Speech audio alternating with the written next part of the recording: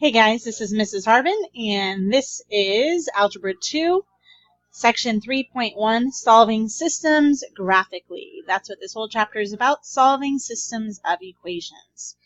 Our biblical integration for this unit is from John 3:16, "For God so loved the world that he gave his one and only Son, that whoever believes in him shall not perish but have eternal life." When we look at systems of equations, we're going to look at points of intersection, and we're going to list that one point that works for multiple lines or multiple equations. And this connects to our verse John 3:16 because we know that Jesus is God's one and only Son. And we hear later in John that he is the way, the truth, the life, the meaning one. And so we're looking for that one point or that one truth, not multiple truths or intersections or points. Our lesson objective for this particular lesson is this: you, the student, will solve systems of linear equations by graphing and classify a system of linear equations based on the number of solutions. A linear equation, if you remember, linear just means line. An equation is two expressions set equal to each other. So we're going to be graphing some lines, which is what we just finished in the previous chapter, graphing single lines, and now we're going to move on to more than one line. So a system of equations consists of several equations with two or more variables that are solved at the same time. So again, in the previous chapter, we were just graphing one line. Now we're going to look at multiple lines, and we're going to look at these points of intersection. The solution to a system of equations is the set of points that makes all the equations in the system true. And this will make more sense as we look at it graphically. So let's take a look. We've got two equations here, and we want to graph both equations. Our first line is x plus 2y equals 4, and our second line is 2x minus y equals 3. So we're going to put both of these in y equals mx plus b form so that we can graph it. So for our green equation here, we get y equals 2x minus 3. We know that means our y-intercept is at -3, and our slope is a positive 2 slope.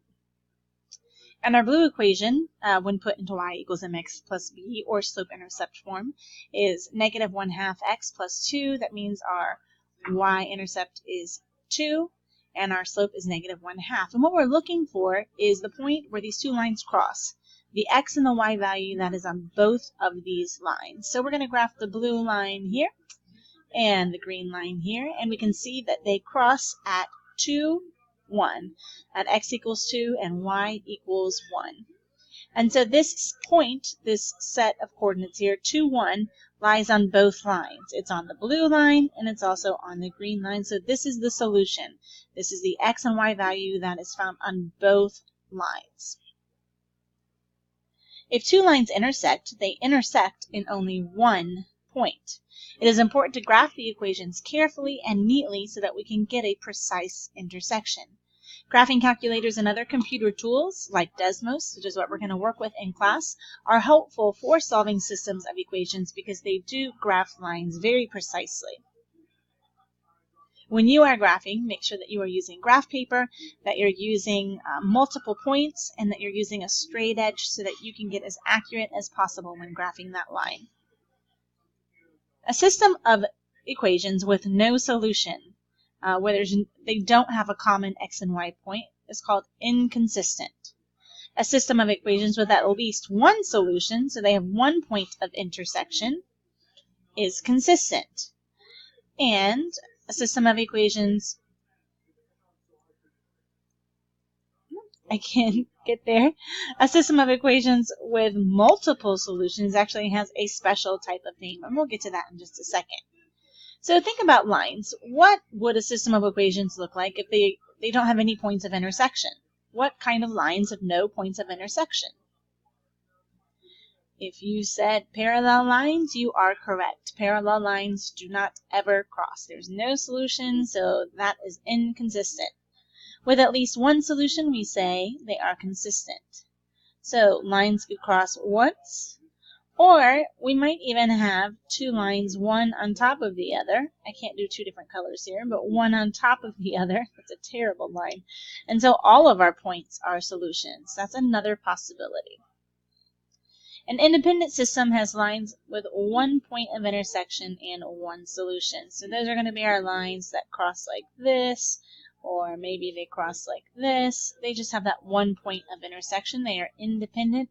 Maybe it can help you remember that independent kind of looks like a 1, so there's one point of intersection. That I looks like a 1. Dependent system has coinciding lines and infinitely many solutions. And what that looks like is one line right on top of the other. Let's see if I can switch colors here to illustrate that. So maybe that was your first line, and your second line was exactly the same. That should be one on top of the other. I can't draw a very straight line. We call these coinciding lines and infinite solutions because both lines will continue to overlap forever and ever and ever, theoretically. All right, let's take a look at this chart. You can also find this in your book. We had inconsistent lines. Those are lines that don't intersect at all, and we said that those were parallel lines. You can see those right here. They will never cross as long as they are parallel. And then our lines that cross, we have independent, consistent, and that's over here to the right. You can see, again, maybe think of the eye, looks kind of like a 1, so it's got one solution, one point of intersection, and then dependent, consistent are coinciding lines. These are lines one on top of the other. You can see the blue and the green right on top of each other there. So let's classify each system. Take a look at these two equations. 3x minus y equals -1 and 2x plus 3y equals -8. We're going to go ahead and change both of these to a slope-intercept form, and that allows us to see some important information. We can see the slope, and we can see the y-intercept. Now these lines have two different slopes, so they're not parallel. They have two different intercepts as well. Okay, when we compare the slopes, we can then decide, because they're not parallel and they're also not identical, that these are independent, consistent. They have two different slopes, two different intercepts. They will cross each other at some point. All right, let's try these. Try this one on your own. Pause the video. Come back when you'd like to check your work. Okay, when we put this in slope-intercept, we find the slope of the first one is 3, and the intercept is 2. And the slope of the second one is 3, and the intercept is -2. So we have two lines with the same slope, but two different intercepts. What does that tell us about those lines? Those are parallel lines, which means they never cross, and they are inconsistent. That's the terminology there. Parallel lines that never cross. All right, go ahead and try these two on your own. Pause the video, check your work. Resume the video when you're ready to check your work. Putting these in slope-intercept form, we find that the slope of the first one is -1/2, and our intercept is 3/2. The slope of the second is -1/2, and the intercept is 3/2. These are identical. Identical slopes, identical intercepts, so these are dependent, consistent, or coinciding lines. We can also describe it that way. So today we solved systems of linear equations by graphing, and we classified systems of linear equations based on the number of solutions, whether they had 0, 1, or infinite numbers of solutions. Remember that a solution to a system of equations, it's the x and y value that works for all of the equations in that system. When we're graphing it, it's the solution where those lines intersect, or we're identifying the points that are on both lines. Make sure you write down any questions that you have, and we will talk about this in class.